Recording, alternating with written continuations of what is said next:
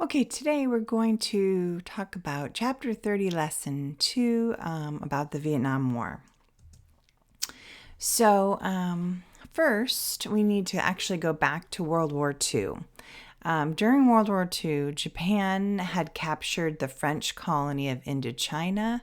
I went ahead and put a map there so you could see, but it's basically today it would be Cambodia, Laos, and Vietnam. And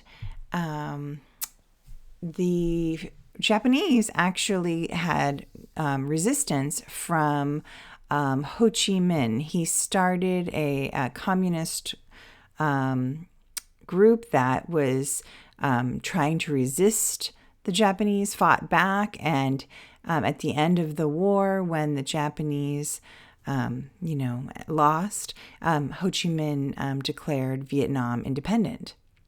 And there's a picture of him there. The French, however, were not willing to give up Indochina after the war, and they, thought they should have it back. So they're not willing, and so then Ho Chi Minh fights against the French. The reason the French want it is because, remember, originally the whole point of having these colonies, is because of their natural resources that you would like to have. So in this area, it was rice, rubber, and tin mostly. Okay, so the French and Ho Chi Minh then go to war, and it's a long, bloody war. And in 1954, Ho Chi Minh ends up winning. So remember, at this time, the United States and other countries are very concerned about the spread of communism. So they're very involved in what's going on over there. And so many of them meet in Geneva, Switzerland. Excuse me. And it's called the Geneva Accords, like peace agreement, basically. So the U.S. went, France, Great Britain, the Soviet Union, China, Vietnam. They all go to Switzerland. And in it, they basically decide that Vietnam should be split in half, with the northern part being the communist part, which makes sense, right, up near China.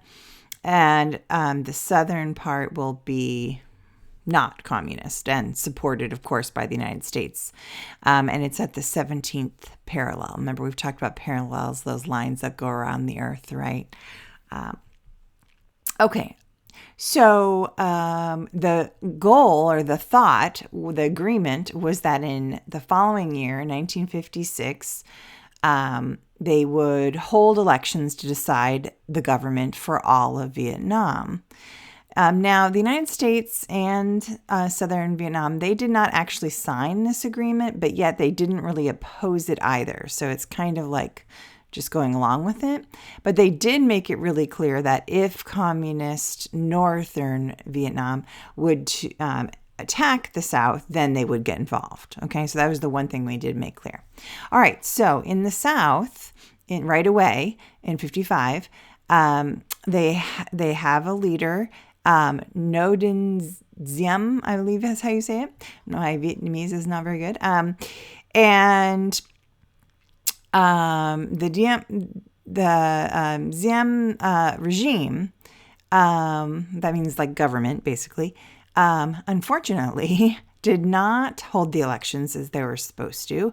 And he basically went the other way. He started cracking down on communists in southern China, and basically the communists don't like this, and they actually resist. And so they name themselves the Viet Cong, okay, and they're backed by the communists in the north, okay, and so they start fighting back.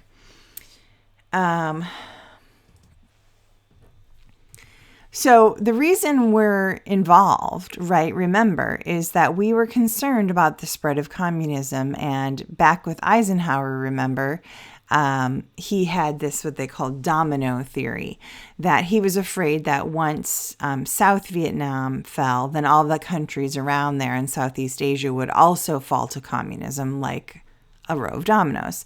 So that's why it's called the domino theory.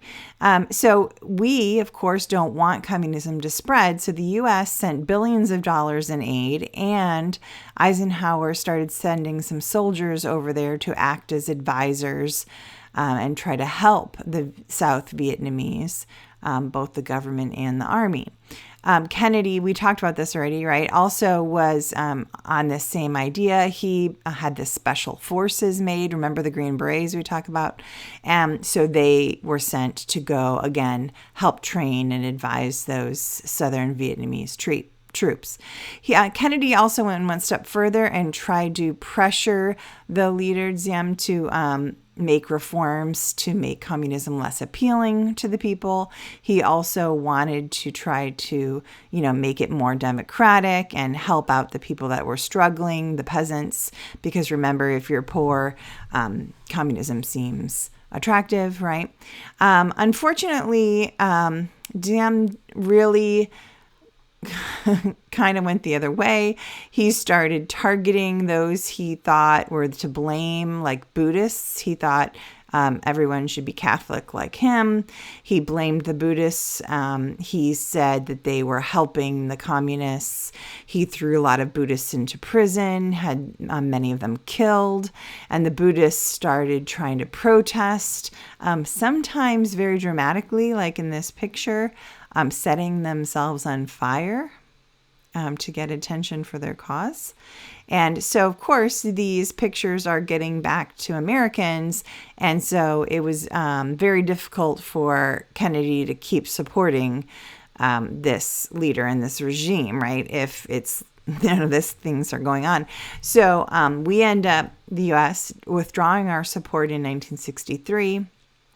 And it's not too long after that, in November, that the army, the South Vietnamese army, actually overthrows the government and assassinates their leader. Unfortunately, we don't really know what Kennedy would have done because he was assassinated just a few days later. So it's going to end up being up to Johnson, Lyndon B. Johnson, what happens next. Okay, so originally, like in the beginning, right, we had some troops there, about 16,000, and they're supposed to be just advising, right? But when Johnson becomes president, he's told that really the South is not going to be able to resist the Viet Cong, the communists, without us, the U.S., helping more. So that came from the Secretary of Defense, Robert McNamara, and he told the president this. The president actually wasn't so sure this was going to work, and he thought it wasn't sure he was worth it. But at this point, they were kind of committed, so he didn't really think they could, not. And the problem, of course, is that he needs Congress to go along with this. So that excuse happened not too long. There were some American ships in the Gulf of Tonkin near North Vietnam where the patrol boats had attacked Americans. So then that's seen as like a sign, act of war. And so Congress okays what they call the Gulf of Tonkin Resolution. And it basically tells Johnson he can use American forces, take all necessary measures, so basically telling him he can go ahead and use the military. So he does start sending them in. We have ground troops go over there, as well as we start sending in air attacks. In 1965, we have about 180,000 soldiers there, and then it keeps ramping up or escalating. They use that word in the book, right? Increasing. So about 400,000 were there by 66, and by 68 we're up to 500,000 of our troops there. Okay. One of the techniques that we tried was something called Operation Rolling Thunder. So I don't know if you've ever seen a movie. Isn't there a movie with Rolling Thunder in the title? And basically we're going to use our planes to attack the Ho Chi Minh Trail, which is a network of different roads and paths and bridges. And they would use this, the communists, to send supplies down from North America to the south. And so that's really smart, right? And that's a normal military technique to destroy supply lines, okay? So they would also target other key places like bridges, factories, military bases, things like that in the north, okay? So a lot of bombing going on for years, and like they have a, at the end there, the U.S. ended up dropping more bombs on North Vietnam than they dropped on the Axis powers in World War II, to give you an idea of how committed we were to this bombing technique. Okay, so why is fighting in Vietnam so difficult? Well, the environment is really hard. The Americans found it very difficult. There's thick forests, muddy trails, swampy rice paddies. The Viet Cong would leave booby traps, and so they had to move slowly through to try to make sure it was safe. And it was hard going, and it's a lot of vegetation, so it's hard to see the enemy and see, if it's a peasant, right, or is it someone of the Viet Cong. Also, the Viet Cong used guerrilla tactics. We've talked about that before, right? Jumping out and quick attacks, and they know their environment better than we did. So we started focusing on what we called search and destroy missions, and we had the ground troops were working with both aircraft, and the helicopters would come in. So we'd say that the Viet Cong are in this area, and then they'd radio the location, and then helicopters would come in with gunships and try to, take them out that way. That was pretty much what it was like. Also, they would try to deal with the vegetation to make it easier to see, right? They would drop napalm, that's what the picture is showing, these explosions that are trying to destroy the jungle growth so that you could see better and fight. And there was also the use of napalm in flamethrowers. You can see in this one, it's on actually a river boat, right? And they're doing it from the water, which is interesting. Okay, so it can go quite far. They had also like backpacks that men could wear. The other thing that was widely used, unfortunately, during the war was something called Agent Orange. It is a herbicide, so it's meant to kill the plants, right? Again, trying to deal with the forests. And it was dropped by planes or... the problem is that they found out later that anyone who was exposed to it, you could have serious health effects. So both the men coming back from the war started developing cancer and a huge long list of different diseases. And then they found also that the Vietnamese people, of course, are coming into contact with this.